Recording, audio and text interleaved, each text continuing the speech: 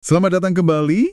Hari ini kita menyelami materi yang Anda bagikan ya, khususnya bab 15, induksi meta-optimistis dari segalanya. Iya, dari buku yang mengupas pengalaman menjadi salah itu kan? Betul.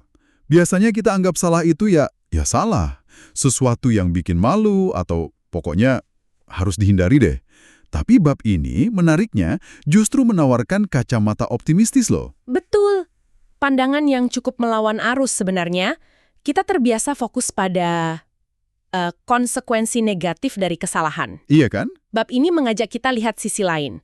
Gimana kapasitas kita untuk keliru justru terhubung dengan hal-hal yang bikin kita manusiawi gitu. Nah, itu dia misi kita dalam pembahasan kali ini. Menggali perspektif optimistis tersebut. Bagaimana bisa salah malah punya sisi baik.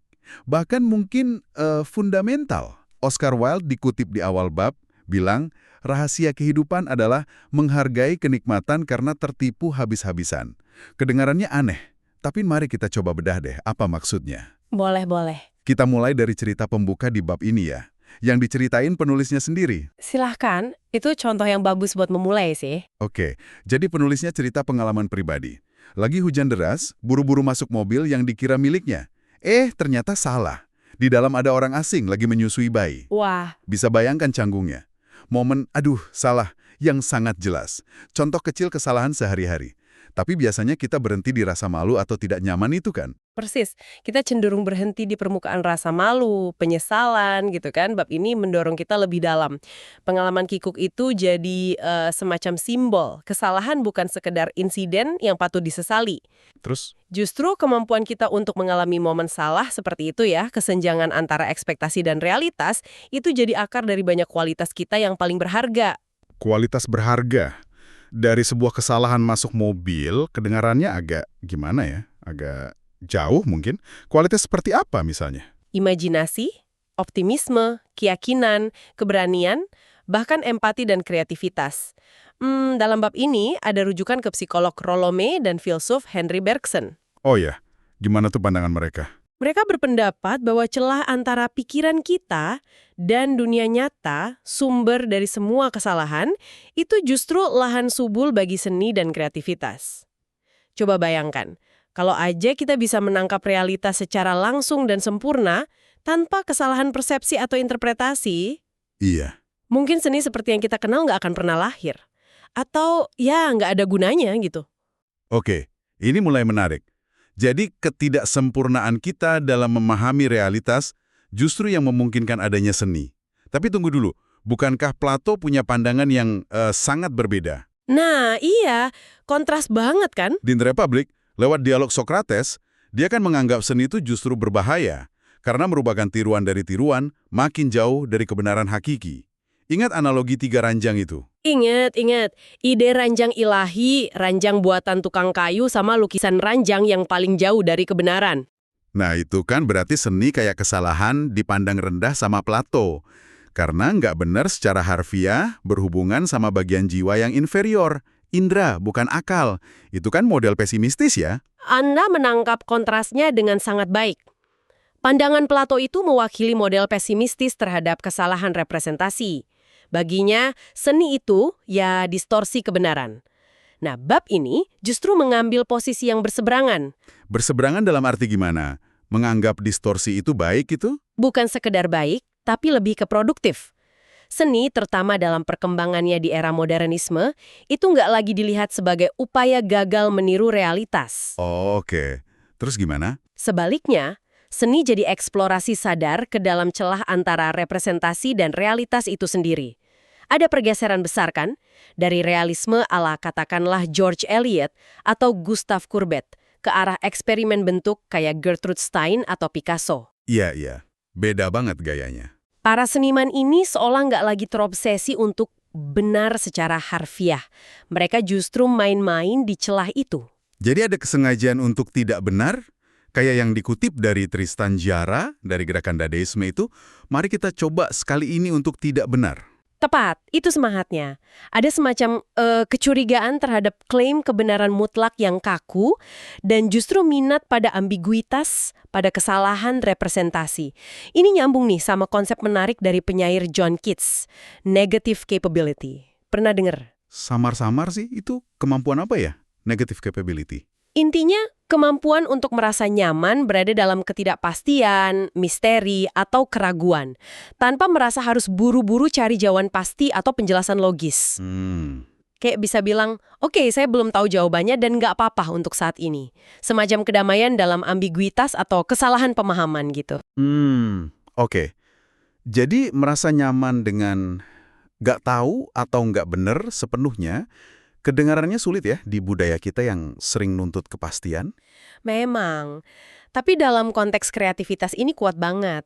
Penyair Anne Carson yang juga dikutip di bab ini nulis dalam esainya, apa yang kita lakukan saat membuat puisi adalah kesalahan. Wah, dalam juga tuh. Maksudnya gimana ya, puisi itu kesalahan? Ini bisa diartikan macam-macam sih.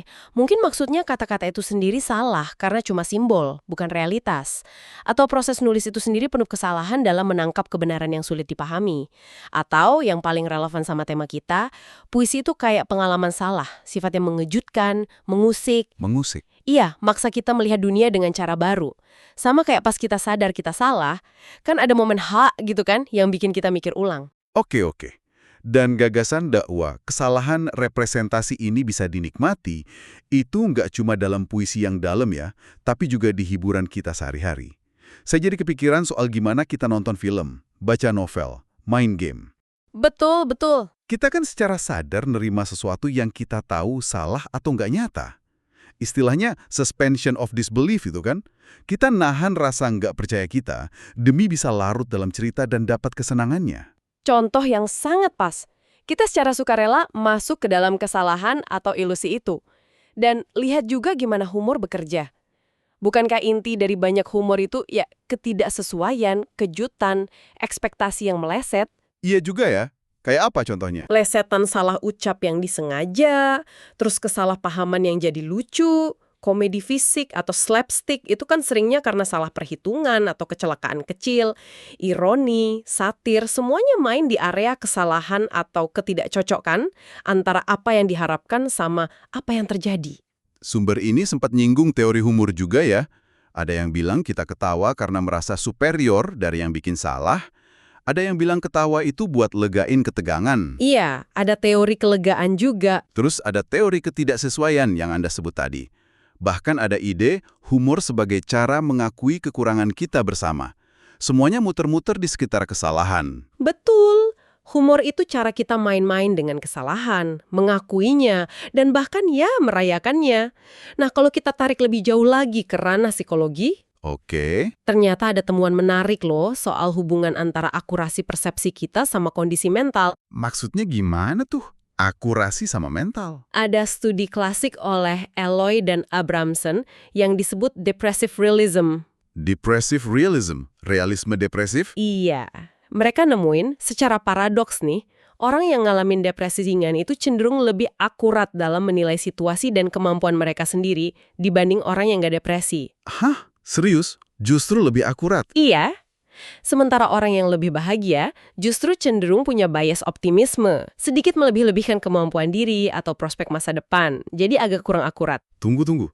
Jadi orang yang agak sedih itu ngelihat dunia lebih benar, dan orang bahagia cenderung sedikit salah dalam penilaiannya. Ini kedengarannya kebalik banget dari yang biasa kita pikirin.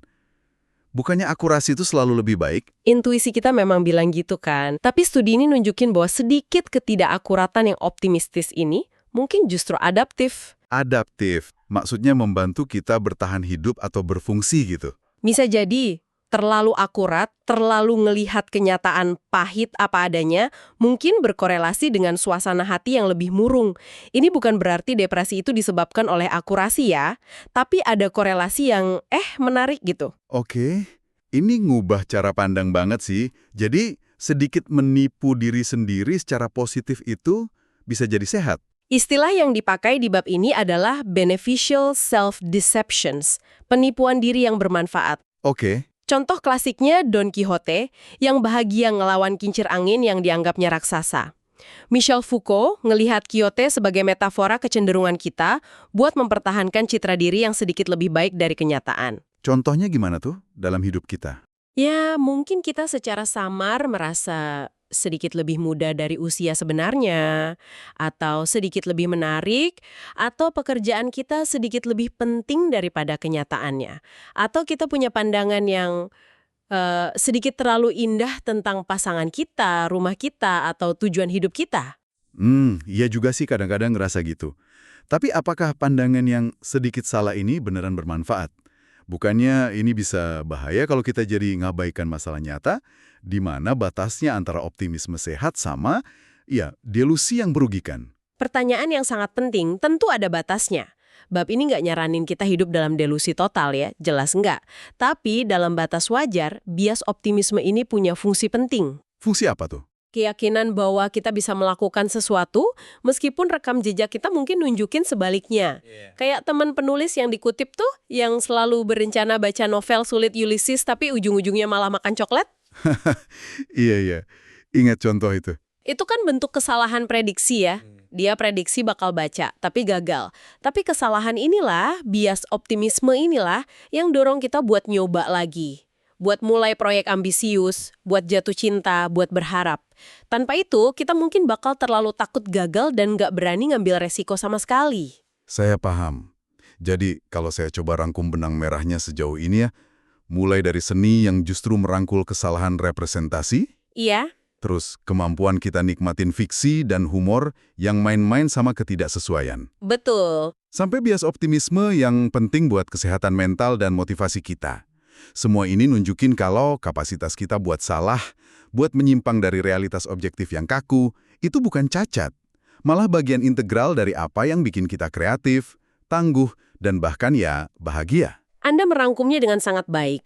Itulah inti dari perspektif optimistis yang ditawarkan bab ini. Ini bukan pembelaan untuk kebodohan atau ketidaktahuan loh ya. Oke? Tapi lebih ke pengakuan bahwa kesalahan dalam arti luas, termasuk imajinasi, ilusi, harapan yang belum tentu terwujud, adalah bagian tak terpisahkan dari kekayaan pengalaman manusia. Kemampuan untuk salah itu kayak saudara kembar dari kemampuan buat bermimpi, berkreasi, dan mencintai. Jadi, apa artinya ini semua buat Anda, pendengar kami dalam keseharian? Mungkin ini bisa jadi cara baru ya buat memandang momen-momen ketika Anda merasa gagal atau salah. Gimana tuh maksudnya? Ya, alih-alih ngelihatnya sebagai akhir atau bukti kekurangan, mungkin bisa dilihat sebagai bagian dari proses aja. Bagian dari jadi manusia yang belajar, mencoba, dan berimajinasi. Gitu kali ya? Tepat sekali. Ini bisa ngurangin tekanan buat selalu sempurna, selalu benar, memberi ruang buat bereksperimen, ngambil resiko yang wajar, dan belajar dari kekeliruan tanpa merasa, aduh, hancur, gitu. Mengakui bahwa kadang-kadang jalan menuju pemahaman atau pencapaian itu justru ngelewatin beberapa kesalahan di sepanjang jalan. Nah, ini membawa kita pada sebuah pemikiran penutup yang cukup provokatif nih, yang ingin saya ajukan untuk Anda renungkan sendiri. Jika kemampuan kita untuk salah ternyata begitu erat kaitannya dengan kreativitas, harapan, humor, dan bahkan kebahagiaan, mungkinkah obsesi kita untuk selalu benar dalam segala hal justru tanpa sadar membatasi potensi kita untuk hidup lebih penuh dan bermakna? Wah, sebuah pertanyaan yang layak direnungkan. Itu. Terima kasih sudah menyimak pembahasan mendalam kita kali ini. Sampai bertemu lagi dalam eksplorasi ide berikutnya ya.